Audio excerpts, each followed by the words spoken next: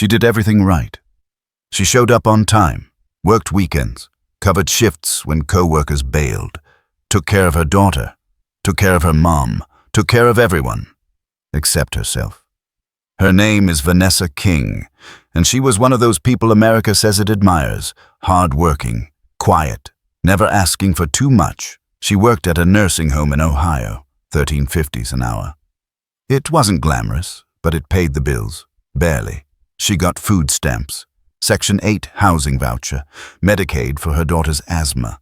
She wasn't rich, but she was surviving. And then, something good happened. She got a raise. $2 an hour. Her manager said, "You've earned this." Her daughter hugged her when she found out. Vanessa cried in the car. For the first time in a long time, she believed things were getting better. She could start saving, buy better shoes for work, maybe even take her daughter to the dentist without anxiety, but the system didn't see it that way. 3 weeks later, the letters came. First, her SNAP benefits were cancelled. Then, her Medicaid application was denied. Then, the housing voucher got cut in half, all because she now made $15.50 an hour, which was $1 through $40 a month above the benefits threshold. The raise gave her $320 more per month, but she lost $850 in food, $300 in health care, and $700 in housing support. She did the math. The raise had cost her $130 per month in benefits. She was now worse off for earning more. That isn't a glitch. That's the welfare cliff. It's the moment when working harder, earning more, and being responsible triggers a collapse in support, not a lift. It's a trap, and it's built into the system by design. Vanessa didn't quit. She didn't complain. She took on extra hours, sent her daughter to stay with her aunt, stopped filling her own prescriptions to afford rent. But it didn't last. The cost of trying to escape poverty dragged her back in. 6 months after her raise, she was behind on rent, credit cards maxed out, eviction notice on the door, 3-day cough that wouldn't go away. She left her job, the job that rewarded her, and went back to minimum wage.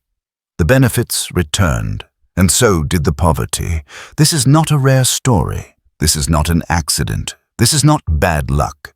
This is how the system is built, to punish the people who try to escape, to reward those who stay just poor enough, to create an invisible ceiling over every working mother's head and whisper, "Stay where you are. Don't aim higher. Don't believe the promise." Because the moment you climb, it pulls the ladder away.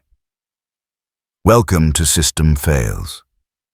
This is the story of how Vanessa got punished for doing the right thing, how thousands like her face the same cliff, and how the American dream becomes a trapdoor for the exact people it promises to lift. Because in a system designed to support the needy, sometimes the worst thing you can do is stop being needy.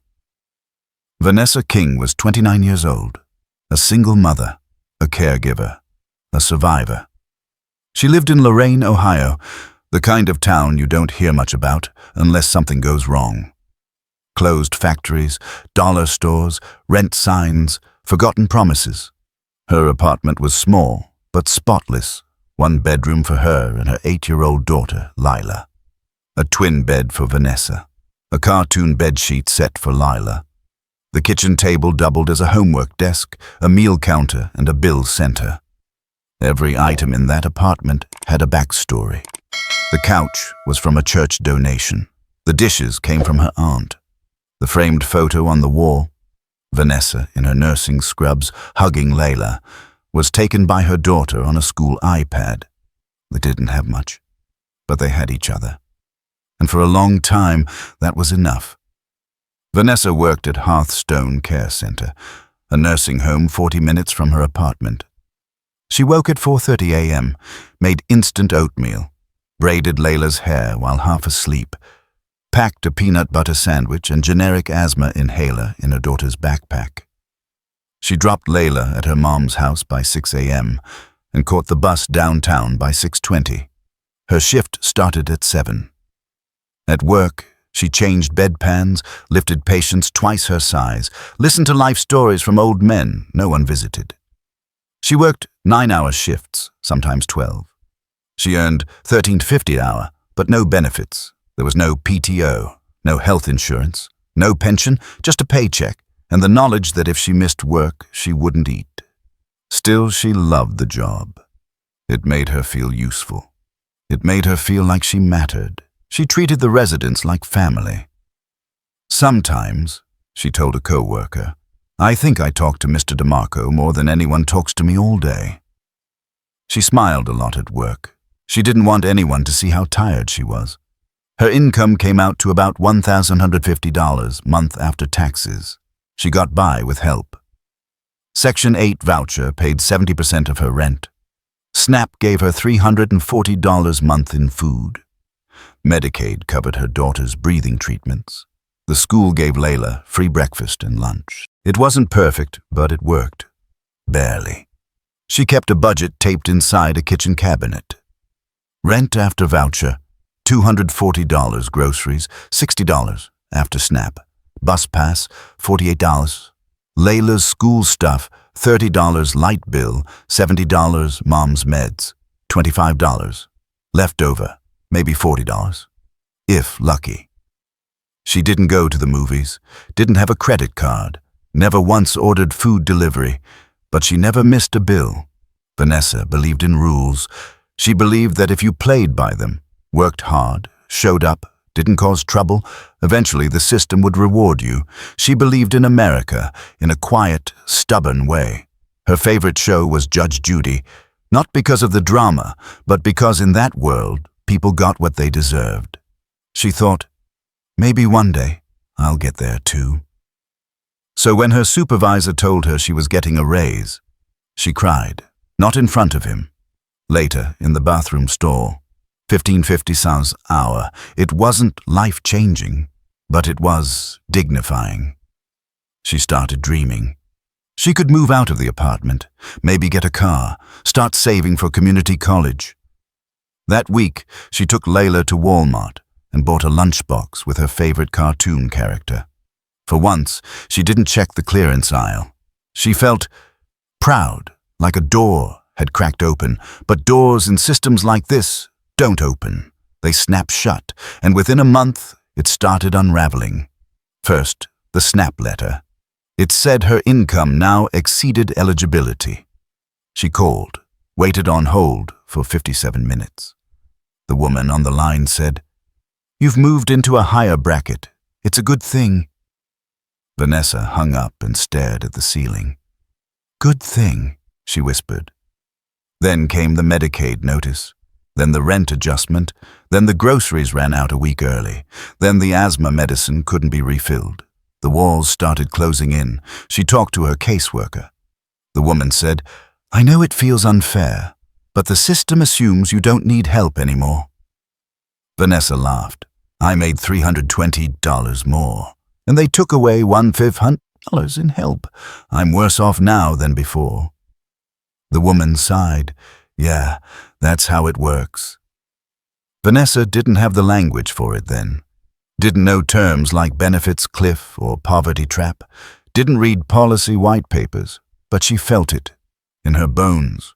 In her back after 12-hour shifts. In the silence after she sent Lila to live with her aunt so she wouldn't go hungry. She felt what thousands feel, that trying to rise is punished, that effort is taxed harder than failure, that the American dream has a cover charge and she can't afford it. It sounds like a mistake, a glitch, a weird government oversight. But what happened to Vanessa wasn't a clerical error. It wasn't rare. It wasn't even unusual. It was how the system was designed. Let's break it down. In the United States, many essential benefits, food stamps, SNAP, housing vouchers, Medicaid, are means tested. That means you only qualify if your income stays below a strict cutoff. Let's say the line is $29,000 a year. Earn $28,900. You get full benefits. Earn $29,100. You lose most or all of them. There's no sliding scale, no gradual phase out, just a cliff, $1 over, and you fall. This is the welfare cliff, and it's one of the cruelest traps in the modern American safety net. Imagine standing on a staircase. Each step up is a pay raise, more hours, better job, a promotion, but halfway up, there's a tripwire. Cross it, and the floor collapses. Suddenly, you lose your housing help, your food, your health care. Now you're earning more. But you're worse off. What do?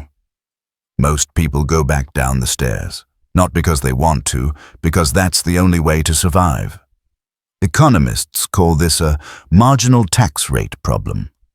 But it's not about taxes, it's about incentives.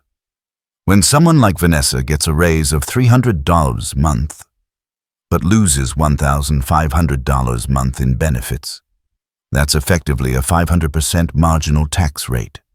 In other words, for every $1 she earns, she loses $5 in support.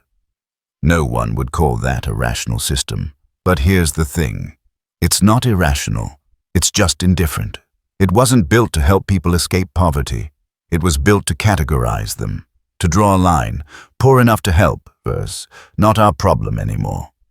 And once you cross that line, the system doesn't check in, doesn't evaluate real expenses, doesn't ask if your kid still has asthma. It just closes the file. Let's take housing assistance as an example. Vanessa paid $240 a month for her apartment thanks to a Section 8 voucher. The market rent was $940. The voucher covered $700, but once her income exceeded a threshold, her required contribution spiked immediately. Her rent went from $240 to $940 in 30 days. No taper, no warning, just math, cold and fast. SNAP works the same way. There's a cutoff, about 130 of the federal poverty line. Go $1 over, you lose access, even if you still can't afford fresh produce. Even if a groceries just spiked 20%. Even if your kid eats 3 meals a day at home now instead of school. None of it matters, because the system doesn't see you. It sees your gross income, a number, a bracket, a threshold. Medicaid? Same thing. States like Ohio use strict caps. No premium support, no bridge coverage, no slow phase-out. Once you cross the limit, you're out.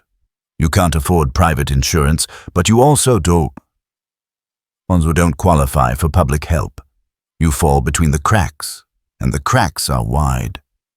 Why is it like this? Because it's easier. It's easier for the government to administer sharp cutoffs. No formulas, no nuance, no case by case. Just plug in income and output eligibility. It's clean, efficient, and completely disconnected from human life. Some programs have tried to fix it. A few states experimented with benefits tapering, reducing support gradually as income rises. But those reforms are rare, and slow, and often underfunded, because, let's be honest, there's little political will to spend more on people who are no longer poor, even if they're still struggling, especially if they're Black.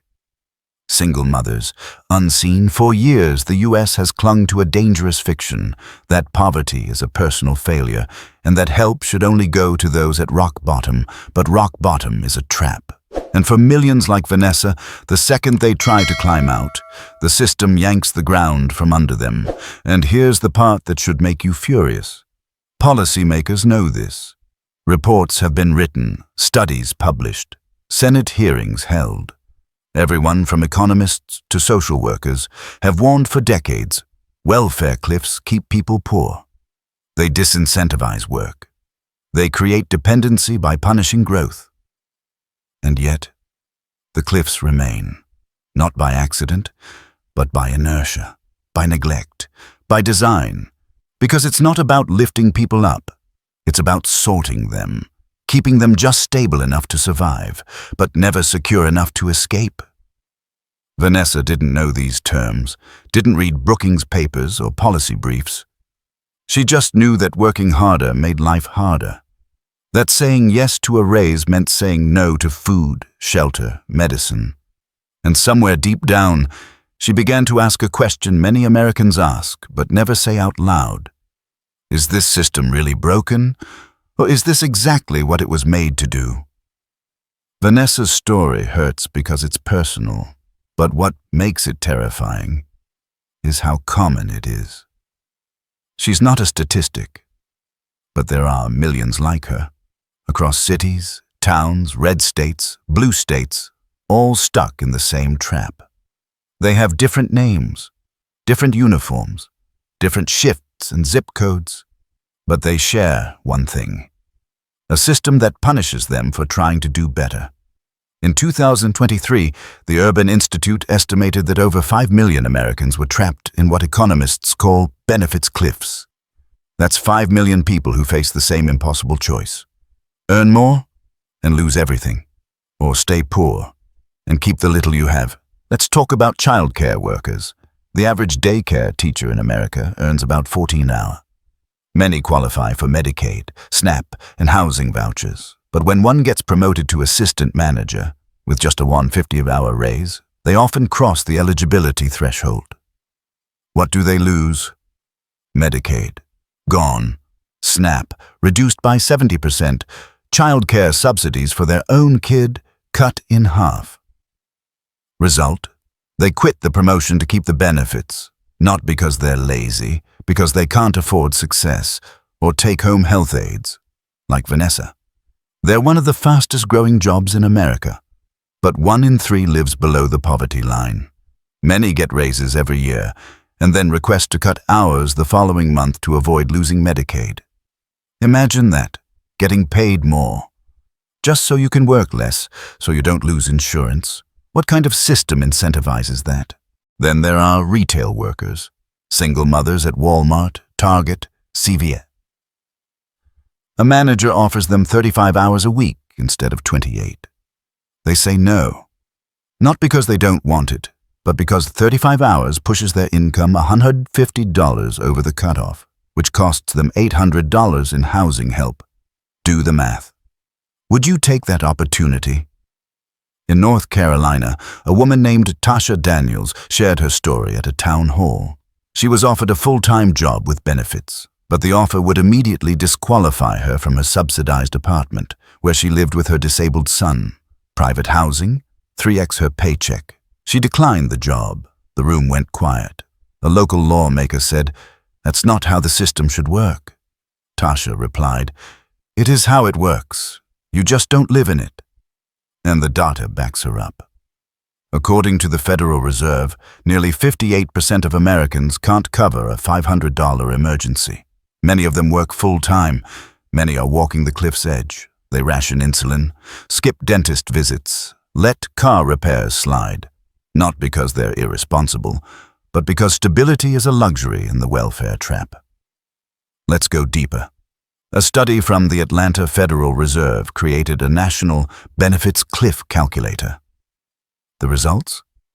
In most states, a single parent with 2 children earning between $16 and $21 an hour will lose more in benefits than they gain in income. In plain terms, working harder makes you poorer, and it's not localized. This happens in Texas, Florida, Michigan, California, New York. Different laws, same trap. Even worse, it affects kids. Families fall off Medicaid and can't afford private insurance. Children go without asthma meds, without checkups, without dental care. A 2002 Kaiser report found that 120,000 children lost coverage due to family income crossing state thresholds. These aren't millionaires. These are cafeteria workers, bus drivers, people cleaning hospital floors. And here's the kicker. The system knows. Policy reports call it a cliff. Lawmakers debate it, non-profits model it, but year after year, the cliffs remain. Because it's cheaper to let people fall than to build a bridge. Sometimes politicians offer solutions. A $50 a month tax credit, a 2-hour bonus pilot program, a temporary Medicaid expansion. But these are band-aids on a broken staircase. They don't fix the fundamental issue, that the system treats assistance as a leash, not a ladder. This isn't generosity, it's control. It says, we'll help you, but only if you stay poor enough to need it. Try to rise, and the help disappears. Try to breathe, and the net vanishes. Try to escape, and the door locks behind you. And so, millions stay in place. Quiet, grateful, tired, doing the math in their heads every time a raise is offered. Is $100 more worth losing my housing? Can I afford to succeed? Vanessa didn't know all these numbers, but she lived them. And so do millions. They're not lazy. They're not freeloaders. They're trying. But the system is built to make trying hurt, to make effort expensive, and to make escape feel like betrayal. This isn't a bug. This is how oppression modernizes, not with chains, but with eligibility thresholds, not with fences, but with income calculators, not with guards, but with a polite letter that says, "Congratulations, you no longer qualify for help." Vanessa didn't start a movement. She didn't march, didn't sue the government. She didn't have time, but some people did, and their voices, though rare and often ignored, began to push back against the silence. In 2019, a mother in Arkansas named Stephanie Landers filed a legal challenge after her Section 8 voucher was revoked. 2 weeks after she accepted a promotion, she had gone from $14.75 hour to $16.10. That $135 raise triggered a cascade of losses. Rent up by $500, childcare subsidy cut in half. She had informed her housing authority in advance. They said, "You'll be fine." She wasn't. With help from Legal Aid Arkansas, Stephanie sued the agency, not for the money, but for due process. She argued the cutoff system was too abrupt, gave no transition time, and created a hostile economic incentive against growth. The court dismissed the case. They ruled the agency had followed protocol. No law had been broken, just a life. Still, her case sparked interest. It led to 2 state senators introducing a bill to study the economic disincentives created by welfare thresholds. The bill died in committee. No budget, no urgency. As one senator whispered to a reporter, nobody gets re-elected for helping the almost poor. But some kept fighting. In Georgia, the non-profit Benefits Cliff Coalition was formed by a group of social workers, economists, and former recipients. They published report after report, built simulation tools for lawmakers, even launched a pilot program in Savannah, where welfare phase-outs were done gradually over 6 months instead of instantly. The results? 63% of participants kept working full-time. Food insecurity dropped by 42%. School absenteeism among children declined. It worked, but the pilot was not renewed. Funding was pulled in year 2. Why? Because it was too expensive. In Colorado, a group of single mothers created a WhatsApp group called Cliff Survivors. They shared hacks, which jobs stayed under income caps, which pharmacies offered sliding scale meds, how to delay reporting a raise just long enough to stock groceries. It was underground, but powerful. Sometimes, one woman posted, you have to lie to the system just to tell the truth to your kids. Not everyone could fight. In New Mexico, a man named Elias Torres was disqualified from SNAP because he made $50 over the limit after working holiday hours. He asked if he could refuse the bonus. They said no. He asked if he could appeal. They said maybe, but it would take weeks. So he quit the job. When a reporter asked why, he answered, "Because my fridge doesn't run on paperwork." At the federal level, the problem is well documented. The Congressional Budget Office has issued warnings. The Atlanta Fed built an online calculator. Even Ben Carson, former HUD secretary, admitted in 2018, "The current system penalizes success. It's something we must fix." But he didn't. Neither did his successor. Because to fix it, you have to spend more. And to spend more, you have to value people in transition, not just those in collapse. There are exceptions. In Massachusetts, a policy called Step Forward allows Medicaid recipients to stay on coverage for up to 6 months after crossing income limits. It gives them time to stabilize. But only 1 in 10 states have anything like it. In most places, the rules remain rigid. Earn $1 too much, lose $500 in benefits. No appeals. No grace period. No context. The cruel irony, when people do speak out, they're often shamed, called lazy, told to work harder, told to pull themselves up. But many are working harder, and the system punishes them for it. So they go quiet, because the cost of speaking is too high. And yet, in that silence, there's a simmer. Every raise refusal, every unfilled job, every mother turning down hours. It adds up, not just economically, but morally, because a society that tells people to succeed, then penalizes their effort, isn't just inefficient. It's cruel by design. There's a quote activists love to cite. Systems are perfectly designed to get the results they produce. So when you see millions stuck in poverty, it's not a glitch. It's the blueprint. And that blueprint is protecting itself. With budget caps, with bureaucracy, with silence. Vanessa never joined a protest, never filed a lawsuit, never got quoted in a report, but every day she worked harder and lost more. She was resisting, quietly, fiercely. Resistance doesn't always look like a march. Sometimes it's surviving when the math tells you not to. Sometimes it's saying, I know this system wasn't built for me, but I'm going to make it, in spite of it. The most dangerous systems are the ones that seem to be helping, because when the knife is labeled relief, you don't expect it to cut. We are told welfare is a safety net, but real safety nets catch you. This one lets you fall until you're poor enough to be rescued, and then, when you try to climb out, it disappears. That's not safety. That's control. The question is no longer, why does the system fail people like Vanessa? The question is, why was it built to fail them precisely when they succeed?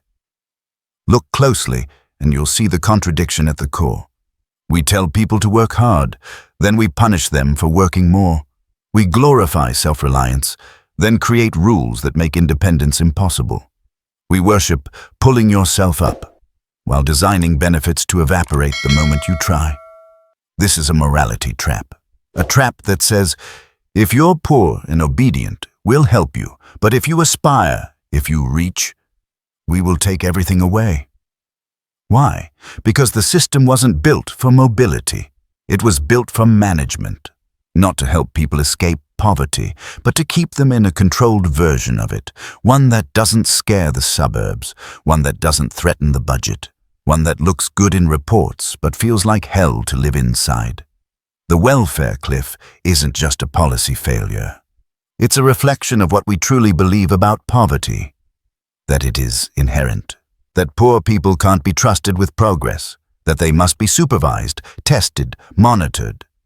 You need help. Prove it. Document it. Update us monthly.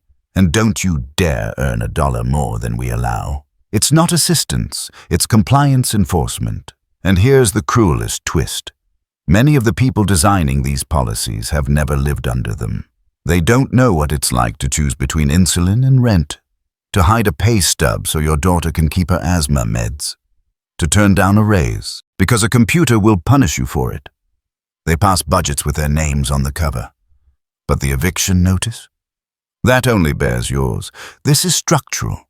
It is quiet. And it is lethal, not because it kills with force, but because it kills hope. Hope that hard work matters. Hope that the rules are fair. Hope that climbing won't trigger collapse.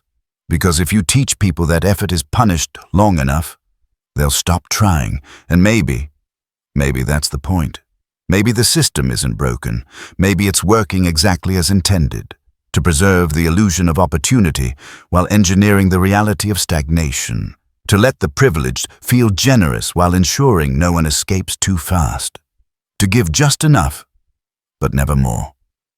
Vanessa once said, "I don't need everything. I just want a chance." But the system doesn't run on chances. It runs on control. It runs on keeping people like Vanessa in place, quiet, thankful, and stuck. So we must ask, what kind of system rewards stillness but punishes motion? Who benefits from people staying exactly where they are? Why is escaping poverty treated as betrayal? And most of all, if a system fails the moment you succeed, whose success was it really designed for? Vanessa didn't ask to be anyone's symbol.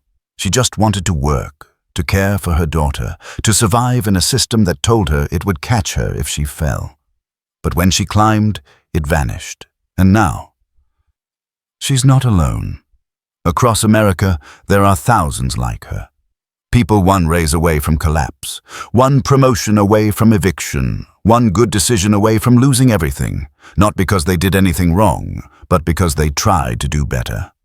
And that, in this system, is the most dangerous thing you can do. We call this a welfare state. But that word, welfare, means well-being. What kind of well-being rips medicine from a child when her mother gets a raise? What kind of support disappears the moment you try to stand? What kind of safety net has no net? This is not compassion. This is containment. This is not support. This is surveillance. This is not failure. This is design. But here's the thing systems can't calculate. Human resilience. Vanessa didn't burn it all down. She didn't give up. She adapted. She endured. She survived. And through her story, maybe we can see the invisible strings pulling on lives we never notice. So if this story moved you, don't let it end here. Share it, because someone you know might be standing on the edge of that same cliff. Speak about it, because silence is what allows systems like this to go unchallenged. Ask better questions, because the first step to real change is refusing to accept excuses. Vanessa's name isn't in a textbook, but her story is America. Not the myth we sell, but the reality we ignore. Let's stop ignoring it. Let's start listening, because the system may be strong, but stories are stronger. And if enough people tell the truth, eventually the system has to answer. This is Powerline Stories, where broken systems meet real people, and where we ask, if this can happen to her, what else are we missing?